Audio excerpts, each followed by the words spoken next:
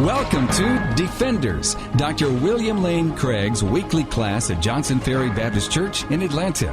For more information concerning the subjects on which Dr. Craig speaks, visit our website at reasonablefaith.org. You'll find articles, compelling debates, audio-video downloads, an interactive forum, and many more resources. That's reasonablefaith.org. This week, another editorial appeared in the Wall Street Journal on the origin of the universe. This one was by Lawrence Krauss, who's a very prominent physicist, called Our Spontaneous Universe. And he basically seconds what Stephen Hawking has to say in his new book, that the universe arose spontaneously from nothing. Krauss says this: for over 2,000 years, the question, why is there something rather than nothing, has captured theologians and philosophers. But, he says, data coming in from our revolutionary new tools in physics promise to turn much of what is now metaphysics into physics.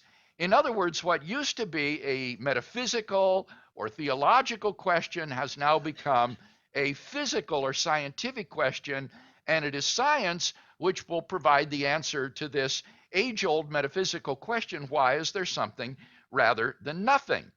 And the solution that Krauss proposes is that our universe arose spontaneously from nothing. It is just a quantum fluctuation out of nothingness, and that is the reason why the universe exists. He points out that the positive and negative energy in the universe balance each other out, so that the net amount of energy in the universe is just zero.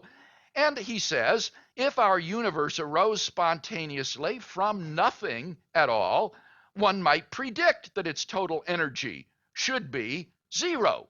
So he thinks if the universe just arose spontaneously from nothing, then this is exactly what you should expect, that would have a net balance of zero energy.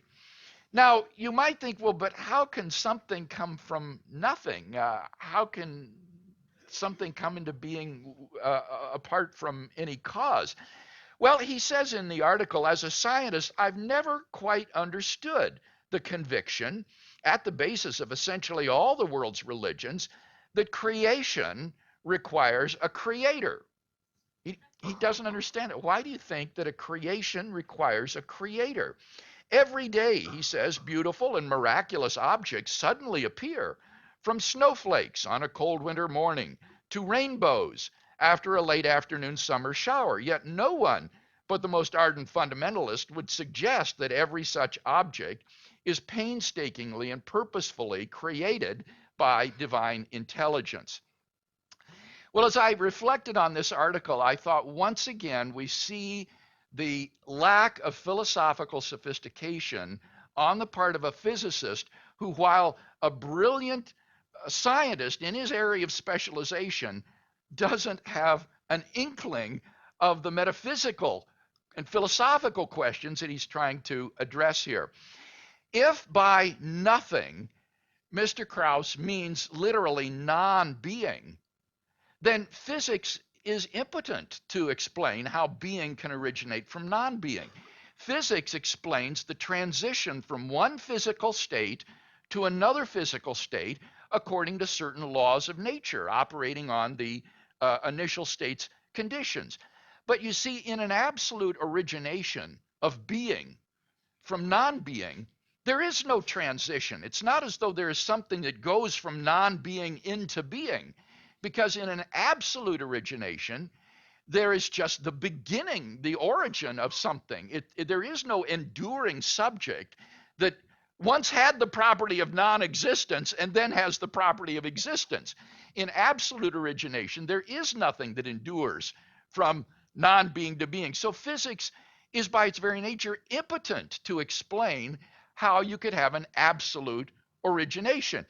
Moreover, if he's actually talking about non-being, then again, his statement here is just unintelligible, that if our universe arose spontaneously from nothing at all, one might predict that its total energy should be zero. Now, if being can originate from non-being spontaneously, if things can just pop into existence from nothing without a cause, then there's no way to predict at all what should happen. Any kind of universe with any level of energy would be able to pop into being uncaused from nothing.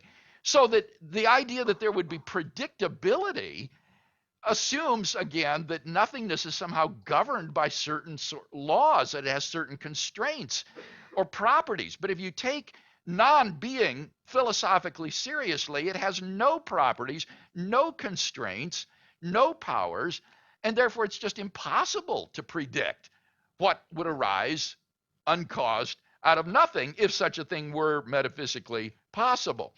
This makes it, I think, very evident that what Mr. Krauss has done here is he has equivocated on the term nothingness. He has changed the meaning of the word nothingness. When philosophers and theologians ask the question, why is there something rather than nothing? By nothing, they meant non-being. What Mr. Krauss means by nothing is a state described by quantum physics. It's a quantum physical state. And that is not nothing in the philosophical sense of the word. The vacuum state described in quantum physics is a roiling sea of energy governed by physical laws and having a rich physical structure. It is far from being nothing in the philosophical sense. So what he's done here is simply change the subject. Instead of asking, why is there something rather than non-being, he's asked, why is there something rather than just the quantum state? And then he says the universe originated out of the quantum state. But he doesn't answer the question, well, why is there a quantum state rather than nothing? What's the origin of that? Why does it exist rather than nothing? So he hasn't really addressed at all the original question. He's just changed the subject. It would be like a philosophy student I heard about once who, on his philosophy exam, was posed the question, what is time? What is time? And he answered the question by saying, Time is a weekly news magazine. Well, that's true. That is true, but only if you change the definition of the word, you see. You've changed the subject, you've equivocated, and that's exactly what Krauss has done. He leaves unexplained the origin of the quantum vacuum. He never addresses the original question, which is why is there something rather than literally nothing at all, non-being. And now he says that science is going to solve metaphysical problems, which shows he simply doesn't understand the metaphysical question in the first place. So as I say, this is really all very elementary, but it's discouraging to see such sophisticated physicists falling into these traps of logical fallacies like equivocation without even realizing that they're doing so. For more resources from Dr. William Lane Craig, visit our website at reasonablefaith.org. You'll find articles, debates, audio-video downloads, and much more. That's reasonablefaith.org. The copyright for this material is owned by Dr. William Lane Craig.